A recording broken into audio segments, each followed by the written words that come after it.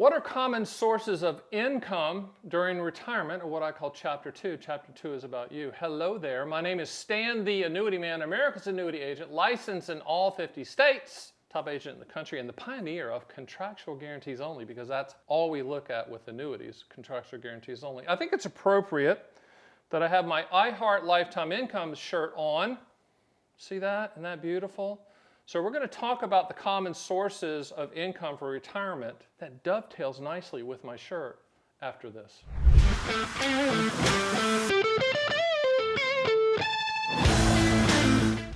All right, so Big C behind the camera says, Stan the Annuity Man, America's annuity agent, licensed in all 50 states, which, by the way, I require everyone to address me like that, even if they're going to ask me directions, okay?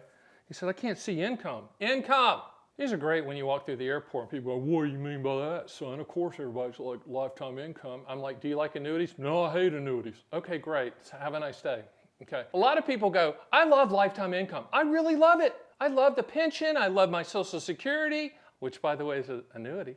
I love lifetime income. But boy, I hate annuities. I will not touch an annuity with a 10-foot pole, son. Well, Social Security is an annuity. Your RMDs from your IRA is an annuity because it pays annually until the money's exhausted. A pension's an annuity because it pays for as long as you're breathing, just like lifetime income annuities, as long as you are breathing. I like doing that. I try not to do it really hard because then I get all choked up and then we have to stop the camera. But what are the common sources for you? It's kind of a no-brainer, but let's go through them anyway. Since you're going toward Chapter 2.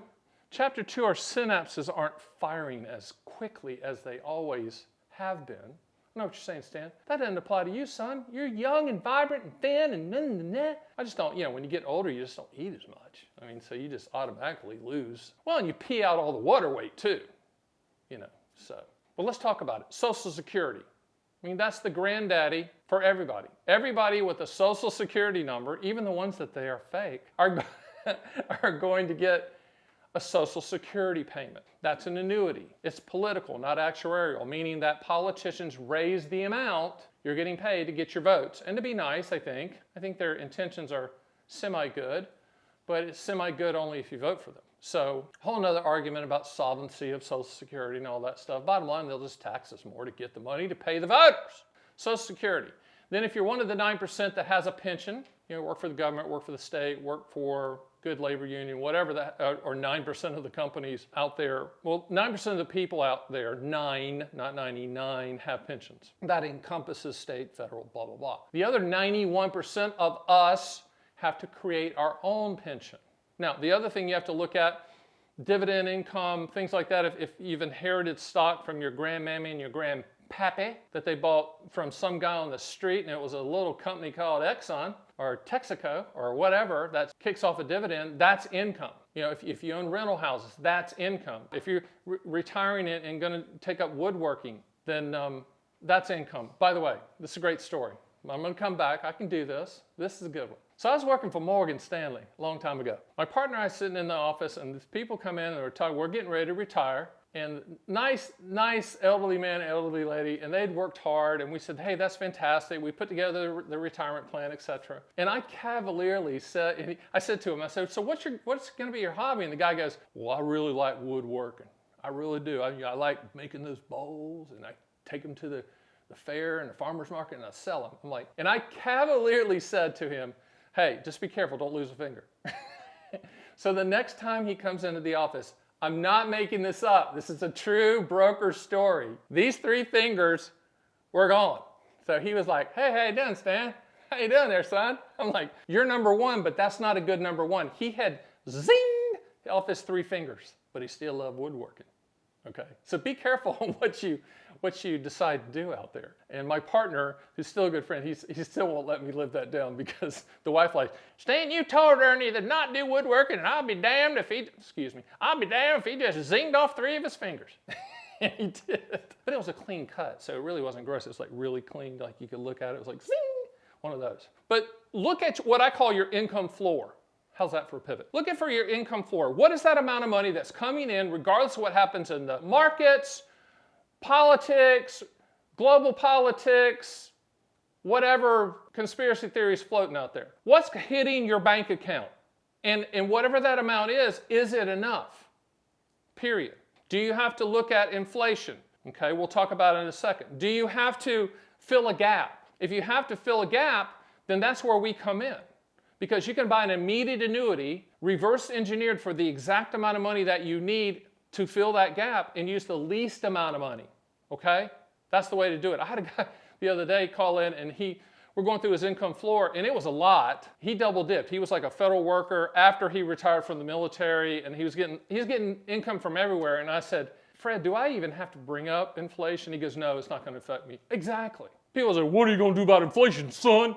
And the guy asking me that has like $9 million. Hey, player, it's okay. You're going to be okay. You're going to be able to make it, son. It's all going to work out. Don't be arrogant, okay? There's not an annuity or a product, non-annuity product, that adjusts for inflation perfectly. In my world of being rational, you fill that gap when you need to fill it. 3% inflation doesn't affect you and me the same way. If my kids are still at home, and thank God they're not, love them, but I don't want that. I'm not buying milk and cereal and dance gear and ballet shoes and all that stuff. That top part of the inflation puzzle is not with me. So for inflation for all of you, everyone out there, all 50 states, it's different. So you have to look at your income floor. You have to pad it a little bit so you can take the wife to France and all that stuff, or Ireland to the castles, which I just did the other day. Someone said, Stan, have you ever been to Europe? I say, I went for the first time because all the other times my wife and kids went because I was working, but I finally went. So you got to pad that in. You got to pad in that kind of stuff. And then if there is an inflation gap that does affect you personally, we will customize that solution for you. But for people that have adequate lifetime income, you're going to be fine. A lot of you, not most, but a lot of you out there are going, should I even take Social Security? Yeah, who knows? I think in the future, check the date on this taping, I think the government and our friends in Washington will means test it, meaning they're going to find out if they categorize you as the evil rich. And if they do, they're going to make it a little bit harder to get. I don't know, you've worked hard for it. And there's no magic number. Someone asked me the other day, what's the magic number to turn on Social Security? There's no magic number. I don't care what anybody says. I don't care who the person is. It's when you need the money. And they say, well, what if I waited to 67 instead of 62, I'm going to get more money. Of course you are, Chester, because you're older, which means you have less life expectancy. But if you're going to make that decision, you got to figure out all those 5 years of payments, and you waited. How long is it going to take to make those up? And will you be drooling and wearing a diaper when that happens? There's no U-Hauls behind hearses. Who knows how long we're going to feel good? My opinion, with your income floor and looking at all the sources of retirement income, which is what we're talking about, chapter 2, okay, I'm going to say turn it on. Turn on that income. Go live your life. Go buy the fifth wheel. Go buy the camper. Fly first class. I always have a saying, fly first class or your kids will with your money. Think about it. I'm going to say it again. Fly first class or your kids will.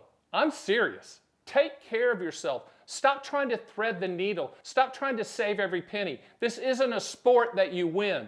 I'll give you a crazy story and then I'll close this up. My dad passed away probably 7-8 years ago. And like the last 5 years of his life, he was on this thing where, he's going to be gluten-free. I'm going to tell you, son, I'm gluten-free. And I'm like, Dad, if you die gluten-free, no one cares.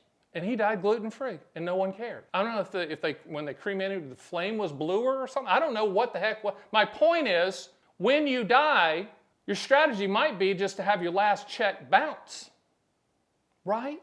Or if you want to leave something for your family, that's fine. But in this exercise, which we're looking at the sources of retirement income, I don't want you to be thinking about, well, the source of retirement income and then the kids and then the... No! It's about you and it's about your spouse who's put up with you for all these years. It's about lifestyle. It's about enjoying life right now. Yes, I'm yelling at you. That's hard for people that grew up lower middle class, low class, middle class, whatever. In that world, it's hard for us to pivot and spend money. As I tell my mom, buy the drink. And I will close with this one because you'll get a kick out of this. My mom's 86 years old at this time of this taping. She walks 6 miles a day. She's in better shape than all of us. When my dad was still alive, they'd go to the restaurant and they'd get what I call table lemonade. Table lemonade is the dumbest thing of all time. I'd be sitting there going, oh my God, I cannot believe you're doing this in front of me. They would get ice water and then squeeze a lemon in, ask for a lemon, and then put Sweet and Low in it. I said, guys, buy the damn drink.